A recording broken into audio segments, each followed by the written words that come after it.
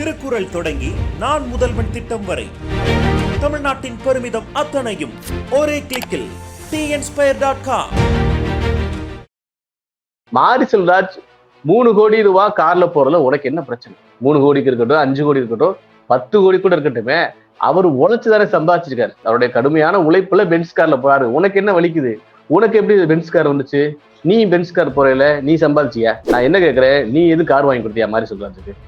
நீ வண்டிக்கு டீசல் போட்டியா? நீ டிரைவர் போட்டிருக்கியா? மாரி செல்வராஜ் பென்ஸ் கார்ல போறாரான்னு சொல்லிக்கிட்டு, மாரி செல்வராஜ் வந்து எடுக்கிற சாதி படம் சொல்லிக்கிட்டு, உன்னுடைய திருப்பூர் சக்தி தியேட்டர்ல 7 ஷோ போடுறிய, உனக்கு வெக்கம் இல்லையா? சாதியை பத்தி படமா இருந்தா 4 ஷோ ஓட்டுறோம் தியேட்டர்ல, எப்படி 7 ஷோ ஓடுது? நாங்க சாதியெல்லாம் பார்க்க மாட்டோம் அப்படின்னு சொல்ற நீ கொங்கு வேளாளர் மேற்றுமொழி என்ன போய் கிழிக்கிற? உனக்கு அங்க என்ன வேலை? ஒட்டுமொத்தமாக பட்டியல் சமூக மக்கள் மீது இவங்க வச்சிருக்கிற அந்த வன்மத்தை தான் வெளிப்படுத்துறாங்க. பட்டியல் சமூகம் குறிப்பிடுறதுக்கு போல பிற்படுத்தப்பட்டோர் பிற்படுத்த அவர் சொல்லியிருக்காரு. அது அவரே சொல்லியிருக்காரு. பிற்படுத்தப்பட்ட மிகவும் பிற்படுத்தப்பட்ட சமூகம் சொல்லிக்கிறாருன்னு வச்சுங்களேன். அந்த அளவுக்கு தற்கொலையா தான் இருக்காரு. அதையே பேசிட்டே இருக்கலாமான்னு கேட்கறாங்க. பேசிக்கிட்டே தான் இருப்போம். நீ மாறுகிற வரை நாங்க பேசிட்டு தான் இருப்போம். அரண்சை நண்பர்களுக்கு வணக்கம். அரண்சை ஊடகம் சுயேட்சையாக இயங்குவதற்காகவே உருவாக்கப்பட்டது. நாம் செய்கிற வேலை உண்மையிலேயே மக்களுக்காக செய்கிறோம் என்பதை நீங்கள் நம்பினால், வாய்ப்பு இருந்தால் இந்த ரேசர் பே கியூஆர் கோடுக்குள்ளே நீங்கள் வந்து அதை ஸ்கேன் பண்ணி எங்களுக்கு உங்களால் இயன்றதை விருப்பம் இருந்தால் ஆதரவு தெரிவிக்கலாம். வணக்கம், இது அரண்சை. நான் தேவா பாஸ்கர். இன்றைய நேர்காணலில் திராவிடர் விடுதலை கழகத்தின் மதுரை மாவட்ட செயலாளர் மணியமுதன் அவர்கள். வணக்கம். வணக்கம். வாழை தங்கலான் 2 படங்களும் வரிசையாக வந்து ஒரு மிகப்பெரிய வெற்றி பெற்றிருக்கு. ஒரு பக்கம் அந்த படத்தினுடைய இயக்குனர்கள், அந்த படத்தை சார்ந்த நபர்கள்லாம் இந்த நேர்காணல்கள் கொடுக்குறாங்க, அந்த படத்தினுடைய ஜேர்னி பத்தி பேசுறாங்க. அந்த படம் வந்து ஒரு விவாதத்தையும் சமூகத்துல ஏற்படுத்தியிருக்கு. தங்கலான் ஒரு மாதிரியான விவாதத்தையும், வாழை வந்து இன்னொரு முக்கியமான விவாதத்தையும் ஏற்படுத்தியிருக்கு. கிட்டத்தட்ட கடந்த ஒரு 15-20 நாட்களாக ரொம்ப முக்கியமாக இந்த 2 படங்களும் பேசப்பட்டு வருது பொதுமக்களால. இந்த சூழல்ல மாரி செல்வராஜ் அண்ட் இயக்குனர் ரஞ்சித் மீல தனிப்பட்ட ரீதியில பல தாக்குதல்களையும் பல இயக்குனர்கள் அல்லது சினிமா துறை சார்ந்த பல நபர்கள், பொது சமூகத்தில் இயங்கிட்டு இருக்கக்கூடிய பல நபர்களும் பல்வேறு விமர்சனங்களை முன் வச்சுட்டு இருக்காங்க. குறிப்பாக சாதி வச்சு இவங்க படம் எடுக்கிறாங்க, சாதி ரீதியான படத்தை எடுக்கிறாங்க. இவங்க அந்த மக்களினுடைய வாழ்க்கையை பிரதிபலிக்கிறாங்களா? திருப்பூர் சுப்பிரமணியம்னு ஒருத்தர் கூட அந்த கேள்வி கேட்டிருந்தாரு. இவங்க வந்து BMW கார்ல, பென்ஸ் கார்ல தானே போறாங்க. விளிம்புநிலை மக்களை பத்தி படம் எடுக்கிறேன்னு சொல்லக்கூடிய நபர்கள் வந்து யாராக இருக்காங்க? இவங்க பணக்காரங்களா இருக்கிறாங்க. அந்த ஜாதியை பயன்படுத்தி இவங்க சினிமால காசு சேர்க்கிறாங்க. இல்ல கிட்டத்தட்ட வந்து இவங்க தான் வந்து ஜாதியை ப்ரமோட் பண்றாங்க, ஜாதியை வச்சு சம்பாதிக்கிறாங்கன்ற ஒரு குற்றச்சாட்டை திருப்பூர் சுப்பிரமணியம் உட்பட, இல்ல பிரவீன் காந்தி, இயக்குனர் பேரரசு, இல்ல இயக்குனர் மோகன்ஜி, இப்படி பலரும் வந்து தொடர்ச்சியாக பல விமர்சனங்கள் வந்து அவங்க மேல வைக்கிறத பார்க்க முடியுது. எல்லாமே விவாத பொருளாக மாறி இருக்கு. சாதி ஒழிப்பு காலத்துல நீங்க ரொம்ப தீவிரமா இயங்கிட்டு இருக்கக்கூடிய ஒரு நபர் உங்க இயக்கம் அப்படின்றது. எப்படி பாக்குறீங்க இந்த விமர்சனங்களை, மாரி செல்வராஜ் மீதும் ரஞ்சித் மீதும் முன்வைக்கப்படுற இந்த குற்றச்சாட்டுகளை? தோழர் மாரி செல்வராஜ், தோழர் ரஞ்சித் மீதான இவர்கள் வைக்கிற இந்த குற்றச்சாட்டு இருக்கு இல்லையா, இது இந்த 2 பேர் மீதான தனிப்பட்ட காழ்ப்புணர்ச்சி இல்லை. ஒட்டுமொத்தமாக பட்டியல் சமூக மக்கள் மீது இவங்க வச்சிருக்கிற அந்த வன்மத்தை தான் வெளிப்படுத்துறாங்க அப்படின்னு நான் புரிஞ்சுக்கிறேன். ஏன்னா ஒரு நிறைய இயக்குநர்கள் இருக்காங்க தமிழ் சினிமாவில். பட்டியல் சமூகத்துல இருந்து, இன்னும் உடச்சு பேசுனா பறைய சமூகத்துல இருந்து, தேவேந்திர சமூகத்துல இருந்து ஒரு 10க்கும் மேற்பட்ட இயக்குநர் இருக்காங்க. தினமும் அப்படிப்பட்ட படங்களா வருது, மாசத்துக்கு ஒரு படங்கள் வருது அப்படின்னு சொன்னா கூட நீங்க சொல்றதுல ஏதோ ஒரு வகையில நியாயம் இருக்கு. ஆமாப்பா, ஒரு குறிப்பிட்ட சமுதாயத்துல மட்டுமே சினிமா துறையில ஆளுமை செலுத்துறாங்கன்னு நம்ம நீங்க புரிஞ்சுக்கலாம். ஆனா அப்படி இல்லை. ரஞ்சித்னு ஒருத்தர் இருக்காரு, மாரி செல்வராஜ் ஒருத்தர் இருக்காரு, வெற்றிமாறன் இருக்காரு. வெற்றிமாறனை இவங்க யாரும் அப்படி பேசுவது கிடையாது. ஏன்னா அவர் பட்டியல் சமூகம் இல்லைன்னு இவங்க எல்லாம் புரிஞ்சுக்கிறாங்க, அதனால அவரை பேசுவது கிடையாது. ஆனா மற்றபடி அவர்களையும் பேசுறாங்க.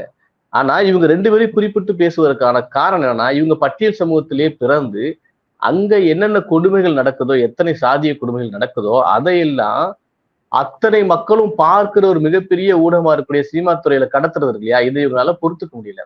என்னடா, நம்ம தாத்தா தானே செஞ்சாரு, நம்ம அப்பா தானே செஞ்சாரு, நாமளும் இதைத்தானே செஞ்சுட்டு இருக்கோம். நாங்க சாதி பார்க்க மாட்டோம், சாதி பார்க்க மாட்டோம்னு சொல்லிக்கிட்டு நம்ம இன்னமும் நவீனப்படுத்தப்பட்ட சாதியை தீண்டாமல் தானே கடைபிடிச்சிட்டு வர்றோம். ஆனா இவங்க போட்டு பொத்துன்னு உடைச்சிடுறாங்களே. அப்ப நம்ம என்ன பண்றதுன்னு தெரியாம தான் அவங்க வந்து இப்படி இவர்கள் மேல தொடர்ந்து ஒரு பொய்யான அவதூறுகளை பரப்புவது இயக்குனர் மாரி மற்றும் ரஞ்சித் மேல. இதை நான் எப்படி பாக்குறேன்னா, சமீபத்துல திருப்பூர் சுப்பிரமணியம் அப்படின்னு ஒருத்தர் பேசியிருக்காரு. அவர் யாருன்னா, திருப்பூர்ல ஸ்ரீசக்தி அப்படின்னு ஒரு தேட்டர் வச்சிருக்காரு. அந்த மயிலாற்று பகுதியில மையத்துல வச்சிருப்பாரு. ரொம்ப ஒரு பெரிய தேட்டர். நான் அங்கெல்லாம் போயிருக்கேன் சின்ன வயசுல, அந்த கோயில் இருந்ததுனால எனக்கு தெரியும். அவரு திருப்பூர் தயாரிப்பாளர் சங்கத்தோட தலைவரா இருக்காரு. அப்புறம் விநியோக உரிமை சங்கம், அப்படி எல்லாத்துக்கும் ஒரு முக்கியமான பொறுப்புல இருக்காரு. இவர் என்ன சொல்றாருன்னா, ஒரு தேட்டரோட உரிமையாளர், அந்த தேட்டருக்கு எல்லா சமூகத்தை சேர்ந்தவங்க வருவாங்க. எல்லா படமும் ரிலீஸ் ஆகுது. இவர் என்ன சொல்றாருன்னா, என்ன சாதி சாதின்றீங்க, இடைவேளைக்கு அப்புறம் சாதி வந்துருது, சாதியை வச்சு படம் எடுக்கிறாங்க. இவங்க எல்லாம் வந்த பின்னாலதான் தமிழ் சினிமாவுல ஜாதின்ற விஷயமே தெரிய வருது. நீ வாழத்தார் தானே தூக்கிட்டு இருந்த, இப்ப வந்து 3 கோடி ரூபாய் பென்ஸ் கார்ல எப்படி போற, பிற்படுத்தப்பட்ட மக்களுக்காகன்னு சொல்லுவாரு. அவருக்கு அது கூட பாருங்க, அந்த திருப்பூர் சுப்பிரமணியத்துக்கு பிற்படுத்தப்பட்டவர் யாரு, பட்டியல் சமூகம் யாருன்னு கூட தெரியல. அவர் ரஞ்சித்தையும் மாரி செல்வராஜையும் பட்டியல் சமூகம் குறிப்பிடுறதுக்கு போல பிற்படுத்தப்பட்டவர் அவர் சொல்லியிருக்காரு. அது அவரே சொல்லியிருக்காரு, பிற்படுத்தப்பட்ட மிகவும் பிற்படுத்தப்பட்ட சமூகம் சொல்லிக்கிறாருன்னு வச்சுங்களேன். அந்த அளவுக்கு தற்குறியாதான் இருக்காரு. இப்ப நமக்கு என்ன கேள்வின்னா, மாரி செல்வராஜ் 3 கோடி ரூபாய் கார்ல போறதுல உனக்கு என்ன பிரச்சனை? அவர்கிட்ட 3 கோடி ரூபாய் கார் இருக்கான்னு எனக்கு தெரியல. ஒருவேளை இருக்கட்டும், 3 கோடிக்கு இருக்கட்டும், 5 கோடி இருக்கட்டும், 10 கோடி கூட இருக்கட்டுமே, அவர் உழைச்சுதானே சம்பாதிச்சிருக்காரு. அவர் பரியேறும் பெருமாள்ல தொடங்கி இன்னைக்கு வாழை வரைக்கும் ஏதாவது ஒரு படம் பிளாப் கொடுத்திருக்காரா? அவர் கொடுத்த படங்கள் எல்லா படமுமே ஹிட். அதனாலதான் மிகப்பெரிய தயாரிப்பாளர்கள் மாரி செல்வராஜை நோக்கி ஓடுறாங்க. அவர் பிளாப் கொடுத்திருந்தாரு அப்படின்னா, அந்த படம் நல்லா இல்லை அப்படின்னா, இப்ப இவங்க சொல்றாங்கல்ல, சாதிய படமா எடுக்கிறாங்கப்பா, மாரி செல்வராஜ் சாதி படமா எடுக்கிறாருப்பா, ரஞ்சித் சாதி படமா எடுக்கிறாருப்பா அப்படின்னு சொல்லிட்டு இருந்தா, தயாரிப்பாளர் எப்படி ஓடி போய் அவருக்கு வாய்ப்பு கொடுப்பாங்க? ஏப்பா அவர் எடுக்கிற படம்லாம் பிளாப்பா இருக்குது, இவங்க சொல்ற மாதிரி சாதியை வச்சிருக்காரு, படம் யாரும் பார்க்க மாட்டாங்க, வசூலே இல்லை அப்படின்னு தயாரிப்பாளர் மாட்டாங்கல்ல. எப்படி முன் வர்றாங்க? எப்படி மாரி செல்வராஜுக்கு சம்பளம் தர்றாங்க? மாரி செல்வராஜ் வாழைத்தார் தூக்குனாரு, சரணா ஸ்டோர்ல வேலை பார்த்தாரு, இன்னைக்கு ஒரு இயக்குனராகி இவ்வளவு பெரிய ஹிட் கொடுத்திருக்காரு. அது அவருடைய கடுமையான உழைப்பு. அவருடைய கடுமையான உழைப்புல பென்ஸ் கார்ல போறாரு. உனக்கு என்ன வலிக்குது? உனக்கு எப்படி பென்ஸ் கார் வந்துச்சு? நீ பென்ஸ் கார் போறல, நீ சம்பாதிச்சியா? திருப்பூர் சுப்பிரமணியத்தோட அப்பா பெரிய லட்சாதிபதி, அவங்க கோடீஸ்வரர், அவங்க தாத்தா பெரிய லட்சாதிபதி, 3-4 தலைமுறையாக இவங்க கோடீஸ்வரர் லட்சம் வாங்கிட்டு இருக்காங்க. அப்ப புதுசா ஒருத்தன் கார் வாங்கினவன இவங்களுக்கு கோபம் வருது. இந்த கோபம் எங்க இருந்து வருதுன்னா, சாதி ரீதியா வருது. இவ்வளவு பேசுறாரு இல்லையா, சாதின்னு படம் சொல்ற இந்த நபரு கொங்கு வேளாளர் மேட்ரிமோனியில உட்காந்து வீடியோல பேசிட்டு இருக்காரு. நம்ம சாதி பெண்களை கல்யாணம் பண்ணிக்கங்க, நம்ம சாதியில வரண்டு இருக்குன்னு பேசாரு. நாங்க சாதியெல்லாம் பார்க்க மாட்டோம் அப்படின்னு சொல்ற நீ, கொங்கு வேளாளர் மேட்ரிமோனி என்ன போய் கிழிக்கிற? உனக்கு அங்க என்ன வேலை? இந்த ஆளு வீடியோ பாத்தீங்கன்னா, அந்த பேட்டியை பாத்தீங்கன்னா ஒரு மாதிரி நம்ம கோவம் வருது. என்னடா இவ்வளவு தற்குறியா இருக்காங்க இளையவங்களா அப்படின்னு ரொம்ப கோவம் வருது. 1,00,000 பேர்ல ஒருத்தர் தான் ஜாதி பாக்குறான்னு வெக்கமெல்லாம் பேசுறாருங்க. இப்பெல்லாம் யாருங்க சாதி பாக்குறா? 1,00,000த்துல ஒருத்தர் தாங்க சாதி பாக்குறான் அப்படின்ட்டாரு. இவர் சொல்ற கணக்குப்படி தோராயம் பார்த்தா இப்ப தமிழ்நாட்டுல என்ன ஒரு 1000 பேருக்குள்ளதான் ஜாதி வீரர்களே இருக்காங்களா? 1,00,000த்துல ஒருத்தரோ இல்ல 50 பேரோ 100 பேரோ ஜாதி பார்க்காம இருக்காங்கன்னு சொல்லலாம். 1,00,000த்துல ஒருத்தர் ஜாதி பாப்பாப்ல, அதுக்காக வந்து நம்ம ஒட்டுமொத்தமா சொல்ல முடியுமா? சினிமால வரும்போது எல்லாம் படம் பார்க்க தான் வர்றாங்க. சினிமாக்குள்ள தேட்டருக்குள்ள வரும்போது எல்லாம் ஜாலியா படம் பார்க்கணும் வர்றாங்க, சாதியை பார்த்தா வர்றாங்க. சினிமாக்கு வரும்போது எல்லாரும் பொழுதுபோக்கா வர்றாங்க. ஆனா அந்த மக்கள் எப்படி வேணாலும் இருக்காங்க. இவரு திருப்பூர்ல உட்காந்துக்கிட்டு இங்க சாதி யாருமே பார்க்கலன்றாரு. இவர் இருக்கிறது மேற்கு மண்டலம், கொங்கு மண்டலம் சொல்லப்படுற அந்த மேற்கு மண்டலம் இருக்காரு. அங்க எத்தனை சாதிய வன்கொடுமைகள் நடந்துச்சு நம்ம தொடர்ந்து பார்த்து வந்துட்டு இருந்தோம். ஒரு 10 ஆண்டுக்கு முன்னால அந்த கோவை, அன்னூர் இந்த பகுதியெல்லாம் பாத்தீங்கன்னா, பல்லடம் பகுதியெல்லாம் பாத்தீங்கன்னா இரட்டை கொலை முறை இருக்கும். அங்க அருந்தே சமுதாய மக்கள் இருப்பாங்க. அந்த மக்களுக்கு எதிராக அருந்தே சமுதாய மக்கள், முடிதிருத்தும் மருத்துவ சமூகம், இப்படி நிறைய சமூகங்கள், சின்ன சின்ன சமூகங்கள் இருப்பாங்க இல்லையா, இவங்களுக்கு எதிராக அங்க இருக்கக்கூடிய இன்னொரு சமூகம், கவுண்டர் சமூகம், இரட்டை கொலை முறையை வந்து பின்பற்றினாங்க. எல்லா தேநீர் கடைகள்லயும் 2 டீ கப் இருக்கும். இப்ப கூட ரஞ்சித் பேசிய ஒரு பெரிய வாதமா போயிட்டு இருந்துச்சு இல்லையா, ரஞ்சித் பேசுறது 3 வருஷத்துக்கு முன்னாலேயே, அதை இப்ப விவாத பொருளாக்குனாங்க. அப்ப அந்த இரட்டை கொலை முறையை எதிர்த்து திவிக சார்பாக அப்ப நாங்க மிகப்பெரிய போராட்டத்தை, அண்ணன் குளத்துமணி தலைமையில மிகப்பெரிய போராட்டத்தை ஒருங்கிணைக்கிறோம். நீங்க இந்த தேநீர் இரட்டை கொலை முறையை நீங்க ஒழிக்கணும், இனிமே வைக்கக்கூடாது அப்படின்னு சொல்றோம். அவங்க இல்ல நாங்க வைப்போம் அப்படின்னு சொல்றாங்க. அதுக்கு பிறகு மிகப்பெரிய போராட்டம் எடுத்து இரட்டை கொலையை உடைக்கும் போராட்டம் அறிவிக்கிறோம். அடிச்ச எல்லா தோழர்களும் கைதாகிறோம். அந்த வழக்கு இன்னும் சில தோழர்கள் மேல நடந்துட்டு இருக்கு. அப்போ நீங்க 10 ஆண்டுக்கு முன்னால வரைக்கும் அங்க இரட்டை கொலை முறை இருக்கு. இந்த ஜாதிக்காரனுக்கு வேற டீ கிளாஸ், இந்த ஜாதிக்காரனுக்கு வேற டீ கிளாஸ் முறை இருந்துச்சு. நீங்க 10 ஆண்டை விட்டுருக்கு. இப்ப சமீபத்துல 2020க்கு பின்னால பாப்பம்மாள் அப்படிங்கிற ஒரு அம்மா கேள்விப்பட்டிருப்பீங்க. அவங்க ஒரு சத்துணவு அமைப்பாளர், அருந்தே சமூகத்தை சேர்ந்தவங்க. ஒரு அருந்தே சமூகத்தை சேர்ந்த ஒரு பெண் சமைச்சா நான் சாப்பிட மாட்டேன்னு யார் சொல்றா? 40 வயசு ஆள் சொல்லல. இந்த சுப்பிரமணியம் மாதிரி 70 வயசு ஆள் சொல்லல. 10 வயசு 12 வயசு மாணவர்கள் சொல்றான். இதெல்லாம் அவர் கண்ணுக்கு தெரியலையா? இது என்ன 50 வருஷமா நடந்துச்சா? 100 ஆண்டுக்கு நடந்துச்சா? இப்ப நடந்தது. மிஞ்சி போனா ஒரு 6 ஆண்டு 7 ஆண்டுக்கு நடந்திருக்கும். அதை எதிர்த்து அங்க கூடிய அனைத்து ஜனநாயக சக்திகளும் எல்லாரையும் போய் அங்க அந்த அம்மாவை சந்திச்சோம். அவங்களுக்கு அவ்வளவு பெரிய மன உளைச்சல். இதே போல இது நடந்து ஒரு 7 ஆண்டு இருக்கும். இப்ப சமீபத்துல 2 ஆண்டுக்கு முன்னால அதே மேற்கு மட்டத்துல இதே போல ஒரு சத்துணவு பல சாப்பிட்டா சமைச்சா நாங்க சாப்பிட மாட்டோம் அப்படின்னு சொல்லிருக்காங்க. ஏன் நெல்லையிலேயே இதே மாதிரி சம்பவம் நடந்துச்சு. அதுக்கு பிறகு கனிமொழி அவர்கள் போய் அங்க எல்லாரும் ஒன்னா இருக்கணும் அப்படின்னு சொல்லிட்டு வந்திருக்காங்க. இது அங்க மேற்கு மண்டலங்கள்ல, இன்னும் மேற்கு மண்டலங்கள்ல அங்க இருக்கக்கூடிய பெரும்பான்மையா இருக்கக்கூடிய அருந்தை சமூகத்து மக்கள் மேல அவ்வளவு வன்கொடுமைகள் தொடர்ந்து நடைபெற்றே இருக்குது. ஏன் நீங்க எடப்பாடி பழனிசாமியோட தம்பி எவ்வளவு பெரிய சாதிய வன்கொடுமை நிகழ்த்தினார்னு ஒரு காவல்துறையை சொல்ல நம்ம பார்த்துருக்கோம்ல. இது எங்க நடந்துச்சு? எடப்பாடி பழனிசாமி என்ன 100 ஆண்டுக்கு வாழ்ந்த மனுஷனா? இப்பதானே வாழ்ந்திருக்காரு. இதெல்லாம் இவங்களுக்கு தெரியும். என்ன பிரச்சனைனா, நாம செய்யறது சாதிய வன்கொடுமை, நாம நடத்துறது வந்து ஒரு சாதி ஆதிக்கம் நடத்திட்டு இருக்கோம் அப்படிங்கிறது கூட தெரியாம இவங்க செஞ்சுட்டு இருக்காங்க, அல்லது தெரிஞ்சே செய்யறாங்க. இப்போ மாரி செல்வராஜ் போன்றவர்கள் அதை அப்பட்டமா போட்டு உடைக்கும் போது கோபம் வருது. நான் ஏற்கனவே சொன்ன மாதிரி நம்ம தாத்தா பண்ணிக்கிட்டாரு, அப்பா பண்ணிக்கிட்டாரு, நாம செஞ்சா மட்டும் தப்புன்னு சொல்றாங்களே அப்படிங்கிற எண்ணம் தான் இருக்கு. இல்ல மாரி செல்வராஜ் வந்து எப்பயோ நடந்துச்சு அதை இப்ப படமா எடுக்கிறாங்கன்னு சொன்னா எப்பயோ நடந்துச்சுல அப்படின்னு சொல்றேன். இல்ல இப்ப நடந்துட்டு இருக்கு, அதுக்கு நான் ஆதாரத்தை காட்டுறேன் அப்படின்னு நாங்க சொல்றோம். இப்போ பிரஸ் மீட்ல கூட மாரி செல்வராஜ்கிட்ட பத்திரிகையாளர் சில பேர், சுப்பிரமணியம் மாதிரி சில பேர் இருக்காங்க. சார் இப்பெல்லாம் யாரு சாதி பாக்குறா அப்படிங்கிறாப்ல. சார் எவிடன்ஸ் கொடுங்க, இல்லைன்றது கொடுங்கன்னு கேட்டா அவர்கிட்ட பதில் இல்லை. இப்படிப்பட்ட நபர்கள் இந்த மாரி செல்வராஜ், ரஞ்சித் வருகைக்குனால வெளியே வர ஆரம்பிச்சிட்டாங்க. இவங்க எல்லாருமே நம்ம கூட தான் வாழ்ந்துட்டு இருந்தாங்க, நம்ம எதிர்த்தாப்புல பக்கத்துல வாழ்ந்துட்டு இருந்தாங்க, நாம சந்திச்சுக்கிட்டு இருந்தோம். என்னன்னா இவங்க வந்து பொது வெளியில வந்து பேச ஆரம்பிச்சிட்டாங்க. தன் மூளைக்குள்ள இருக்க அப்படியே அந்த சாதி வெறியை அப்பட்டமா தூக்கி வெளியே காட்டுறாங்க. நான் என்ன கேட்கிறேன், நீ எது கார் வாங்கி கொடுத்தியா மாரி செல்வராஜுக்கு? நீ வண்டிக்கு டீசல் போட்டியா? நீ டிரைவர் போட்டிருக்கியா? அவர் அவ்வளவு பெரிய இயக்குனர், பல வேலைகளுக்காக அவர் கார் தேவைப்படும். இன்னொன்னு அவருக்கு எதுக்கோ அவர் சும்மா கூட வீட்டுல கார் எடுத்தாரு. ஏன் உனக்கு என்ன பிரச்சனை? நீ வந்து விளிம்புநிலை மக்களுக்காக படம் எடுக்கிறேன்னு சொல்லி அவங்கள வச்சு காசு சம்பாதிக்கிறேன்னு சொல்றாப்ல. இது எவ்வளவு பெரிய அயோக்கியத்தனம்னா இல்ல. ஒரே ஒரு மாரி செல்வராஜ் வந்திருக்காரு எனக்கு தெரிஞ்சு. தேவேந்திர சமூகத்துல இருந்து ஒரே ஒரு மாரி செல்வராஜ் வந்திருக்காப்ல. ஒரே ஒரு ரஞ்சித் தான் பரேசம் வந்து வந்திருக்காரு. இதையே இவனால பொறுத்துக்க முடியல. நீ இந்த மக்களுக்கு என்ன செய்யணும்னா எல்லாம் செஞ்சுட்டு தான் இருக்காங்க. நெல்லையில வெள்ளம் வரும்போது முதல்ல அங்க ஓடி போனது யாரு? மாரிதான்.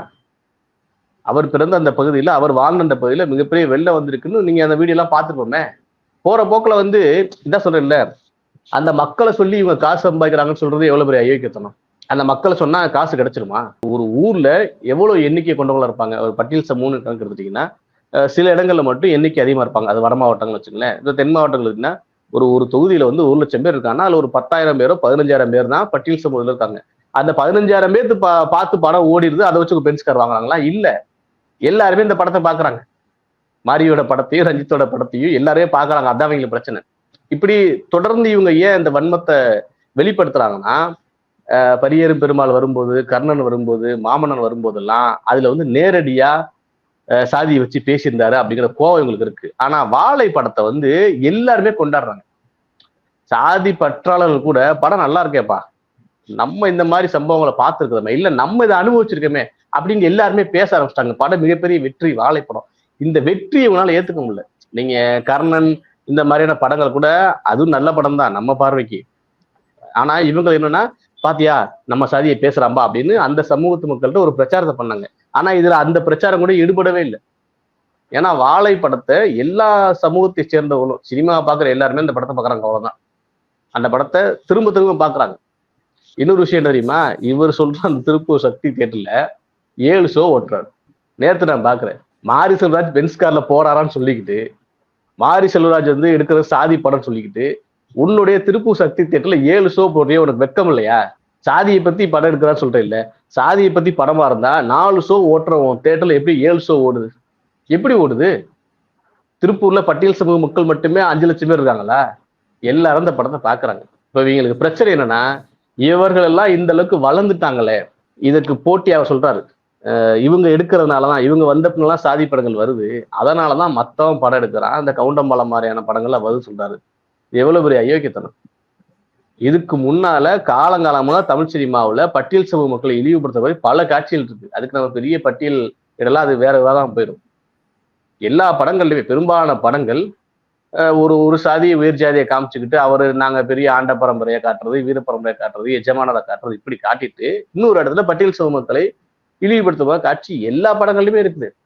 இப்ப இவர்கள் வந்த பின்னால எப்பா பட்டியல் சமூக மக்கள் இவ்வளவு வலி இருக்குது அப்படின்னு காட்டுறாங்க. இவங்க என்னன்னா, நீ சாதி படம் எடுக்கிற, நீ சாதி படம் எடுக்கிறன்னா முதல்ல ஒரு வேறுபாடை புரிஞ்சுக்கணும். ஒருத்தன் நான் பெரிய ஆண்ட பரம்பரை வீர பரம்பரை அப்படின்னு மீசையை முறுக்கிக்கிட்டு நாங்கெல்லாம் எப்படி இருந்தோம் தெரியுமா அப்படின்னு அருவாளை தூக்கிட்டு கையில அருவாளை வச்சுக்கிட்டு பேசுற வசனம் பேசிட்டு எடுக்கிற படமும் காலங்காலமா நாங்க ஒடுக்கப்படுகிறோம், சாதியை சொல்லி எங்களை ஒருத்தன் அடிக்கிறான், எங்களை ஊருக்கு வெளியில ஒதுக்கி வைக்கிறான், நாங்க திருமணம் பண்ணா அதை கொலை செய்யறான், ஆணவ கொலை செய்யறான், இன்னமும் ரெட்டை கிளாஸ் வச்சுக்கிறான், இன்னமும் ரெட்டை சுடுகாடு இருக்கு அப்படின்னு தன்னுடைய வழியை சொன்னா ரெண்டு எப்படி ஒண்ணாகும்?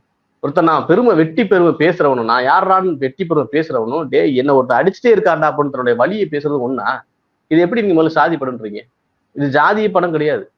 திரும்ப திரும்ப இந்த ஒரு இயக்குனர், நிறைய இயக்குனர் கிறுக்கன்லாம் வந்திருக்கானுங்க. நான் என்ன நினைச்சேன்னா ஒரு காலத்துல நமக்கு அறியாத வயசுல நல்ல படமா இருக்கிறாங்க, அப்ப ஏன் அறிவு கெட்டது நல்லா படம்லாம் எடுக்கிறாங்களே அந்த ஆமா இந்த ஜோடி படத்தெல்லாம் பார்த்து அப்போ நம்ம இளைஞரா இருந்த காலகட்டத்தால அந்த பாட்டுல ரொம்ப பிடிக்கும். நல்லா இருக்குதேப்பா, நாலு பெரிய டேரக்டர் இருப்பார் போல இருக்குது, இப்படி படம் எடுத்தாப்லேப்பா அப்படின்னு நினைச்சுட்டு இருந்தேன். இப்பதான் அவங்க தெரியுது, இவங்க மூளை முழுக்க மாட்டு மூளையாது இருக்குது. நம்ம தான் தப்பா, நம்ம முட்டாளா திட்டம் போல இருக்குதுன்னு யோசிக்கிற மாதிரி இருக்குது. இந்த பிரவீன் காந்தின்னு ஒரு ஆளு அப்படி பேசுறது வேணும்னே பேசுறதுக்காக அந்த ஆள் பேசுறாரா? இப்படி பேசினாதான் அடிக்கடி நம்ம வந்து மீடியா வருவோம்னு பேசுறாரா? ஏன்னா அவருக்கு வாய்ப்பு இல்லை. அவர் எனக்கு தெரிஞ்சு எடுத்து ஓடின ஒரு படம் அல்லது பாக்குற மாதிரி இருந்த ஒரு படம் ஜோடி. அது அப்போ இப்போ உட்காந்து பார்க்க முடியுமா தெரியல. அப்போ அந்த காலகட்டம் ஆமா அந்த படம் நல்லா நான் பார்க்கல. அதுக்கப்புறம் துள்ளல்னு ஒரு படம், ரெண்டு பெண்களோட சேர்ந்து அவர் ஆடுவார், ஆனா இவர் தான் பெண்களை இழிவுபடுத்துறாங்க அப்படின்னு சொல்லுவாரு. இந்த ஒரு படம், இந்த இன்னொரு ராசக்கா பாளைய ரஞ்சித் எடுத்த படம், அவர் ரஞ்சித் இல்ல செஞ்சித் அப்படின்றாரு. நான் என்ன பண்ணேன், சரி அப்படி என்னதான்டா பேசியிருக்காங்க படத்தை போய் பார்த்தா என் வாழ்நாள்ல நான் இப்படிப்பட்ட ஒரு கேவலமான மட்டமான படத்தை பார்த்ததே இல்லை. நீங்களாம் தயவு செஞ்சு இந்த படத்தை பாத்துறாங்க. கவுண்டம்பாளையன்ற ஐயோ பாத்துறாங்க, தயவு செஞ்சு இந்த படத்தை பாத்துறாங்க. நீங்க எல்லாம் பாத்தீங்கன்னா 2 நாளைக்கு நீங்க தூக்க முடியாது, அவ்வளவு கேவலமான கதை. நான் என்ன சொல்றேன், நீ படத்துல என்ன கருத்தையோ கூட சொல்லித்தோல, அதை பாக்குற மாதிரியே எடுக்கணும்ல. ரஞ்சித்தை பார்த்து கத்துக்குங்கடா, ரஞ்சித்தை பார்த்து கத்துக்குங்க, மாரி செல்வத்தை பார்த்து கத்துக்குங்க, எப்படி படம் எடுக்கணும் கத்துக்குங்க. அவங்க ஒரு கருத்து சொல்றாங்க, உனக்கு பிடிக்காத கருத்தா கூட இருக்கட்டும், ஆனா அதை எப்படி எல்லாம் ரசிக்கிற மாதிரி எடுக்கிறாங்க. இவங்க படம்ன்ற பேர்ல அவர் டப்பிங் கூட நான் கூட நல்லா பேசுவேன் டப்பிங். அவர் ஒரு வார்த்தை பேசுறாரு, ரஞ்சித் ஒரு வார்த்தை பேசுவாரு, அந்த நடிகர் ரஞ்சித் வாய் இந்த பக்கம் அசையும். அந்த படத்தெல்லாம் தயவு செஞ்சு பாத்துறாங்க, உங்க நல்லதுக்காக நான் சொல்லுறேன். இப்படிப்பட்ட இதை இயக்குனரை வச்சு ரஞ்சித் இல்ல செஞ்சித் அப்படின்னு சொல்றா, அப்ப நீ எவ்வளவு பெரிய கேவலமான பெரிய இப்ப இதால இப்ப சமீபத்தை சொல்றாரு, அதனால எப்பவுமே வளருவாரு இந்த பிரவீன் காந்தி நபர். அவர் நேற்று சொல்றாரு, இந்த ஒரு வீடியோல பாக்குறேன், இப்ப மட்டும் உனக்கு எல்லா ஜாதியும் கேக்குதா? இத்தனை நாள் எங்க சாதியெல்லாம் திட்டிக்கிட்டு இருந்தேன், உனக்கு வந்து பாலா தேவர் கேக்குதா, சிம்பு உடையாரு பாராட்டணுமா, மணிரத்ன ஐயர் வரணுமா, அப்புறம் சொல்லிட்டு மிஸ்கின் என்ன ஜாதின்னு தெரியல, நான் வந்து என் ஜாதியை சொல்ல மாட்டேன். அப்ப எல்லாரும் வந்து இத்தனை நாள எல்லா சாதியும் திட்டின அந்த இயக்குனர்லாம் வந்து உனக்கு உன் படத்துக்கு ப்ரொமோஷன் தேவையா அப்படின்னு கேனத்தனமா சொல்றாப்புல. இயக்குனர் பாலாவோ சிம்புவோ, கொடுமை என்னன்னா சிம்புக்குள்ள நிறைய ஆடியன்ஸ் இருக்காங்க, ஆனா சிம்பு வந்து உடைய சமூகத்தை சேர்ந்தவர் யாருக்குமே தெரிஞ்சிருக்காது. இந்த பிரவீன் காந்தி கண்டுபிடிச்சிருக்காப்புல, எங்க போய் யாராச்சும் பண்ணாங்கன்னு தெரியல. பாலா வந்து தேவர் சொல்றாப்புல, பாலா வந்து தேவரு அப்படின்னா பாலா தான் தேவர்னு எந்த இடத்துலயும் அடையாளப்படுத்திருக்காரா? எந்த ஒரு இடத்துலயாவது பாலா தன்னை தேவர் சமூகம் அடையாளப்படுத்திருக்காரா? இல்ல. அதே மாதிரி சிம்பு வந்து அந்த சமூகம் சொல்லி இங்கே அடையாளப்படுத்திருக்காரா? உடையார் சமூகம் அடையாளப்படுத்திருக்காரா? அவங்களுக்கு இந்த படம் பிடிச்சிருக்கு, அவங்க ஒரு இயக்குனரா பாக்குறாங்க, ஒரு சினிமா ரசிகரா வாழை படம் ரொம்ப அற்புதமான படம் அப்படின்னு சொல்லி கட்டி பிடிச்சு முத்தம் கொடுத்து. எனக்கெல்லாம் என்னன்னா, பாலாவெல்லாம் நம்ம ரொம்ப கோபமாவே பார்த்துட்டோம், அவருடைய படங்கள் ரொம்ப மூர்க்கமாவே இருக்கும். அப்படி பார்த்த மனுஷன் இல்லையா உட்காந்து அழுதுட்டாரு, நமக்கு பெரிய ஷாக்கா இருக்கு. இந்த ஆளுக்கு பாருங்க, அவர் தேவரா பாக்குறாரு. இப்ப பிரச்சனை எங்க இருக்குன்னு புரியுதுங்களா? பாலா வந்து தன்னை தேவ சமூகம் எப்போ உணர்ந்தது இல்லை, அதே போல சிம்பு வந்து தன்னை எப்போ உடைய சமூகமா உணர்ந்தது இல்லை, காட்டிக்கிட்டது இல்லை. அந்த படத்துல பாராட்டின யாருமே அப்படிலாம் இல்லை. அவங்க வாழைன்னு ஒரு அற்புதமான படம் கொடுத்துருக்காப்புல, அந்த படத்தை போய் பாராட்டோன்னு சொல்றாப்புல. இப்ப மட்டும் எங்க ஜாதி எல்லாம் உனக்கு தேவைப்படுதான்னு கேட்டா, இவங்கெல்லாம் அந்த சமூகத்தில் பிறந்து ஒரு உதாரணமா எடுத்துக்காட்டா வாழ்றவங்க யாரு? இயக்குனர் பாலா போன்றவங்க தான். இவங்களை மாதிரி மாட்டு மூளையோட நான் வந்து என்ன சாதி தெரியுமா அப்படின்னு சொல்லல. இன்னொன்னு, இவர்கள் படம் வந்த பின்னாலதான் இங்க சாதிய பிரச்சனை வருது. எப்போ நடந்துச்சு அப்படின்னு சொல்றாங்க, இல்ல இது எவ்வளவு பெரிய ஐயோக்கியத்தனை இப்ப வரைக்கும் நடந்துட்டு இருக்கு. நாங்குநேரியில ஒரு பள்ளிக்கூட மாணவனுக்கு என்ன நடந்துச்சு எல்லாருக்கும் தெரியும். இது என்ன 100 ஆண்டுக்கு நடந்துச்சா? இப்பதான் நடந்திருக்கு. இல்ல எப்போ நடந்துச்சு, அதையே பேசிட்டே இருக்கலாமான்னு கேக்குறாங்க. பேசிக்கிட்டே தான் இருப்போம், நீ மாறுகிற வரை நாங்க பேசிட்டு தான் இருப்போம். நாங்க வந்து தெருமுனை கூட்டம் போடுறோம், பொதுக்கூட்டம் போடுறோம், அவங்க சினிமாவில் பேசுறாங்க, அவங்க பேசட்டும். உண்மையிலேயே உனக்கு அக்கறை இருந்துச்சுன்னா, அப்பா பேசக்கூடாது அப்படின்னு நினைச்சா இனிமே இப்படி சம்பவம் நடக்க விடாம பாத்துக்கணும். உனக்கு நல்ல எண்ணம் இருந்துச்சுன்னா ஆமாப்பா மாறி சொல்றது உண்மைதான், ரஞ்சித் தன்னுடைய படங்கள்ல காட்டுறது உண்மைதான், இப்படியான சாதிய ஒடுக்குமுறைகள் அன்றாடம் நடந்துட்டு தான் இருக்குது. இனிமே நம்ம அதை செய்யக்கூடாது அப்படிங்கிற எண்ணம் உனக்கு வரணும். எப்பவோ செஞ்சாங்க ஏன் திரும்ப திரும்ப போய் சொல்ற? சரி, உண்மையிலேயே எப்பவோ நடந்திருக்குன்னே வச்சுப்போம், இப்ப நடக்கலப்பா, உங்க பேச்சுப்படி சாதிய வன்கொடுமைகள் இப்ப நடக்கவே இல்லை, இந்த 10 ஆண்டுகளா நாட்டுல சாதிய பிரச்சனை எதுவே இல்லைன்னு வச்சுப்போமே, ஒரு காலத்துல நடந்துச்சுன்னு வச்சுப்போமே, ஒரு காலத்துல நடந்துச்சுல, அந்த உண்மையை ஒத்துக்கல உனக்கு என்ன பிரச்சனை? ஆமாடா, என்னுடைய அப்பனும் என்னுடைய தாத்தனும் சாதி ஆதிக்கத்தை செஞ்சிருக்கான், இங்க பட்டியல் சமூக மக்கள் மேல வன்கொடுமைகள் நிகழ்த்திருக்கிறான், அவங்கள அடிச்சிருக்கிறான், ஒடுக்கி இருக்கிறான், நான் அந்த தப்பை செய்யக்கூடாது, என்னுடைய வரும் சந்தையில் தப்பை செய்யக்கூடாது அப்படின்னு சொல்றதுதான் நல்ல மனுஷன். எப்போ நடந்துச்சு. நான் என்ன கேட்கிறேன், ஒரே ஒரு படம், அதாவது தொடர்ந்து பட்டியல் சமூக மக்கள் மேல தாக்குதல் நடத்தப்படுறது பிரச்சனை இல்லையா, டேய் இப்படி ஒரு தாக்குதல் நடக்குதான்னு படத்துல சொல்றது நீங்க பிரச்சனையா? பல முக்கியமான விஷயங்களை தெரிவிச்சிருக்கீங்க, பல ஆஸ்பெக்ட்ஸ் டச் பண்ணி உங்களுடைய கருத்துக்களை முன் வச்சிருக்கீங்க. மக்கள் முன்னாடி வைப்போம், மக்கள் பார்த்து என்ன சொல்றாங்கன்னு பார்ப்போம். இந்த நிகழ்ச்சியில் கலந்துட்டு உங்களுடைய கருத்துக்களை பண்ணி ரொம்ப நன்றி. நன்றி.